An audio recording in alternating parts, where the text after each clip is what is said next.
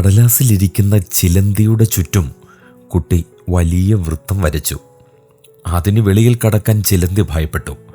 കുട്ടി വീണ്ടും അതിനകത്ത് പല വൃത്തങ്ങൾ വരച്ച് ഒന്നനങ്ങാൻ പോലും പറ്റാതെ ചിലന്തി ഏറ്റവും ചെറിയ വൃത്തത്തിനുള്ളിലായി. ഇതിനിടയിൽ അറിയാതെ ചിലന്തി ഒരു വൃത്തം മറികടന്നു. ഒന്നും സംഭവിച്ചില്ലെന്ന് മനസ്സിലാക്കിയ അത് ഓരോ വരയും മറികടന്നു.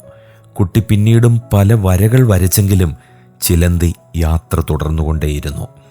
അത്ഭുതം സംഭവിക്കണമെങ്കിൽ അതിർവരമ്പുകൾ ഭേദിക്കപ്പെടണം. സ്വയം നിർമ്മിക്കുന്ന ചില തടസ്സങ്ങൾ എല്ലാവർക്കും ഉണ്ടെന്നേ. അതിർത്തികളൊന്നും സൃഷ്ടിക്കപ്പെടുന്നത് പുറത്തല്ല, അകത്താണ്. അവ മുൻ അനുഭവങ്ങളുടേതോ ധാരണകളുടേതോ സാഹചര്യങ്ങളുടേതോ വിശ്വാസത്തിൻ്റേതോ ആകാം.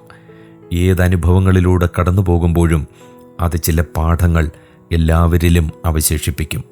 അവ ക്രിയാത്മകമെങ്കിൽ വളർച്ചയായിരിക്കും, നിഷേധാത്മകമെങ്കിൽ തളർച്ചയായിരിക്കും സംഭവിക്കുക.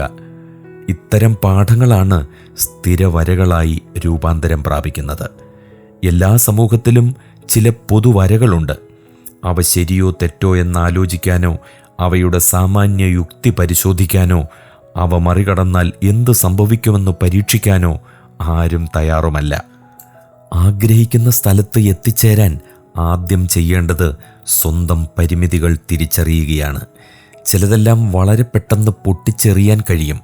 അവ എത്ര വേഗം തകർക്കപ്പെടുന്നോ അത്ര വേഗമായിരിക്കും വളർച്ചയും. ഭയത്തിൻ്റെ മതിലുകൾ മറികടക്കുക എന്നതാണ് രണ്ടാമത്തേത്. അവഹേളിക്കപ്പെടുമോ പരാജയപ്പെടുമോ എന്നുള്ള ചിന്തകളിൽ നിന്ന് പുറത്തു കടന്ന് ആദ്യ ചുവട് വെച്ചാൽ മാത്രമേ ആ ഘട്ടം തുടങ്ങുകയുള്ളൂ. ആദ്യ പടിയിൽ ചവിട്ടാൻ പകയ്ക്കുമെങ്കിലും അവിടെ കയറി നിന്നാൽ ലഭിക്കുന്ന ആത്മവിശ്വാസം ചെറുതല്ല. എന്തിനെയാണോ ഭയക്കുന്നത് അതിനെ തേടി പിടിച്ച് കീഴടക്കുക എന്നത് മാത്രമാണ് പോംവഴി.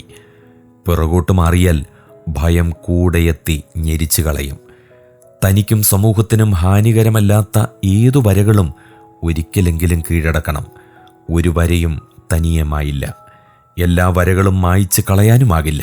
ചില വരകൾ മറികടന്നാലേ ചില വരകൾ തെളിയുകയുള്ളൂ.